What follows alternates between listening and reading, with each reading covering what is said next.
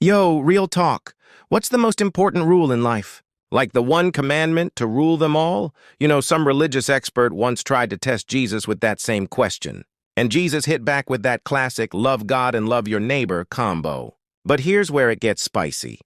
This guy really said, okay, but who exactly counts as my neighbor? Like, bruh, are you seriously trying to find a loophole in loving people? So Jesus drops this story that's about to flip everything upside down. Picture this. Someone's lying half dead on this sketchy road from Jerusalem to Jericho.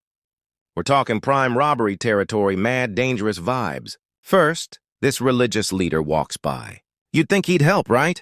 Nah, man's literally crosses to the other side. Then another holy dude does the exact same thing. It's the audacity for me, for real. But then, plot twist. A Samaritan rolls up. Now, if this was modern day, imagine someone your community absolutely can't stand. That's what Samaritans were to Jews back then. Complete ops, zero mutual respect.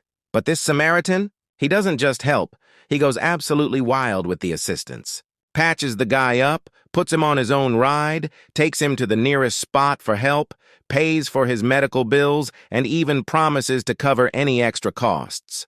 He's literally investing in a stranger who's supposed to be his enemy. And that's when Jesus hits them with the, who was the real neighbor? Like, stop asking who deserves your help and start being the person who helps. The math ain't that hard. See, we're out here asking all these questions about who belongs in our circle, who deserves our attention, who's worthy of our time.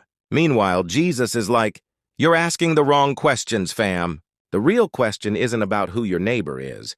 It's about whether you're being a neighbor. No cap, Jesus isn't chilling in your fancy church buildings. He's out there on your block, in your DMs, at your workplace, looking like the people you try to avoid. And every time you scroll past someone's need, pretending you didn't see it, that's you crossing to the other side of the road. So here's the tea. Stop with all these theological debates about who deserves help.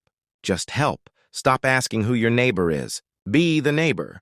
Be the plot twist in someone else's story. Because at the end of the day, what you do for the least of these, that's what you're doing for the divine. The streets are waiting. Go and do likewise.